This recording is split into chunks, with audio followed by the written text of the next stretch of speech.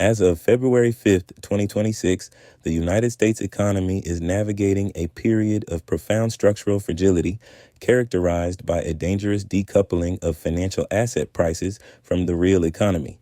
While the administration touts a projected GDP growth rebound, underlying metrics reveal a hollowed-out recovery plagued by sticky inflation, a frozen labor market, and a rapidly accelerating debt crisis. The following summary synthesizes the latest critical data points. The U.S. national debt is on an unstoppable trajectory to breach $39 trillion by mid-2026, with projections hitting $40 trillion by year end. Debt service costs have become a systemic threat, with the Federal Reserve holding rates at a restrictive 3.5% to 3.75%, interest payments on the debt are crowding out discretionary spending, creating a doom loop where the government borrows simply to pay off existing bondholders. Foreign ownership of U.S. Treasuries continues its structural decline. The sell-off risk is rising as major holders like China and Japan reduce exposure, leaving the Federal Reserve and domestic institutions to absorb the glut of issuance. In its January 2026 meeting, the Federal Reserve defied pressure for further cuts, holding the federal funds rate steady. The central bank is effectively trapped. Cutting rates risks reigniting inflation, currently sticky at 2.8% core PCE. While holding rates high exacerbates the banking sector's liquidity stress and the federal debt burden. Despite tariff-related optimism, inflation remains entrenched above the 2% target. Core services and housing costs have failed to normalize, leading to a cost of living crisis that officially registered misery index levels not seen in decades for the working class. Tensions between the White House and the Federal Reserve have escalated, with the administration pushing for aggressive rate cuts to fuel a 2026 boom, contrasting sharply with the Fed's cautious stance against a backdrop of potential stagflation. If you are finding this information helpful, like and share. For more in-depth analysis, don't forget to subscribe. The labor market has entered a sclerotic phase described by economists as low hire, low fire. The unemployment rate is creeping upward, projected to peak at 4.5% to 5%, but this masks a deeper issue. Labor mobility has collapsed. The quits rate is at pre-pandemic lows, signaling that workers are clinging to jobs out of fear rather than opportunity. While AI and tech sectors show bloated valuations, the real economy is shedding jobs. January 2026, data revealed net job losses in retail, hospitality, and public administration, with monthly payroll additions averaging a meager 29,000 in late 2025. Real wage growth has stalled for the bottom 50% of earners. The disconnect between aggregate economic growth and the financial reality of the average household has pushed consumer sentiment to near record lows. The beginning of 2026 has witnessed an unprecedented acceleration in de-dollarization. The BRICS bloc has officially increased local currency settlement targets to 50% of internal trade. The weaponization of the dollar through sanctions has backfired, driving a wedge between the U.S. and the global South. Central banks globally are diversifying reserves into gold, which hit record highs in late 2025, and alternative currencies, eroding the dollar's exorbitant privilege.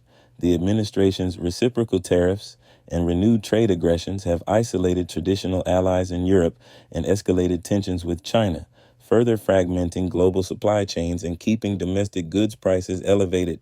The commercial real estate sector is in a stabilization phase only in name. It remains on life support. Vacancy rates in non-prime office space are structurally permanent, leading to a slow-motion write-down of asset values that threatens regional banking solvency. The housing market is frozen. High prices combined with rates near 6% have created an affordability wall. Existing homeowners are locked in to low legacy rates, refusing to sell while new buyers are priced out, resulting in pending home sales plummeting to levels last seen during the 2020 lockdowns. As an observer of this slow-motion collision, what strikes me most about early 2026 is the violent divergence between financial signal and economic noise. We are witnessing the final maturity of a Potemkin economy, a facade of prosperity constructed from debt and speculative asset bubbles that hides a rotting interior.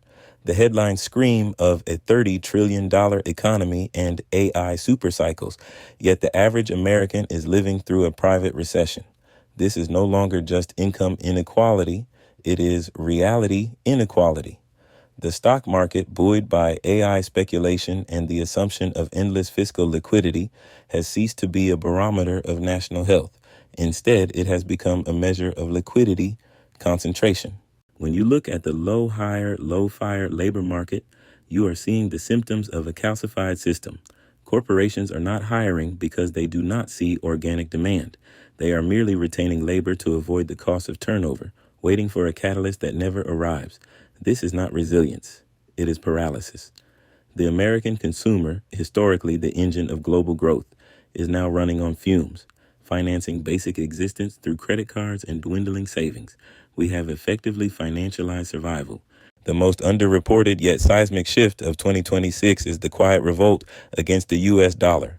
For decades, the U.S. enjoyed the exorbitant privilege of printing the world's reserve currency, effectively exporting our inflation to the rest of the globe. That era is dying. The move by BRICS nations to settle 50% of trade in local currencies is not just a policy tweak. It is a declaration of financial independence. We are moving from a unipolar financial world to a multipolar currency block system. The danger for the United States is that our entire fiscal model, endless deficits funded by foreign central banks, relies on a monopoly that is breaking. If demand for U.S. treasuries falters, as we are seeing with China and Japan stepping back, the Federal Reserve becomes the buyer of last resort. This is the definition of a sovereign debt trap. We are risking a scenario where the only way to fund the government is to print money to buy our own debt, a path that leads historically to currency debasement and hyperinflationary pressure. The sanctions overreach has accelerated this timeline by a decade, teaching the world that the dollar is not a neutral store of value, but a political weapon they must inoculate themselves against. Historically, empires do not explode, they implode. The current fiscal trajectory of the United States, approaching $40 trillion in debt with interest rates that refuse to return to zero, is mathematically unsustainable. We are entering a fiscal doom loop. As interest payments consume a larger share of the federal budget, now rivaling the defense budget, the government must borrow more just to pay the interest, which drives yields higher, which increases the interest bill further.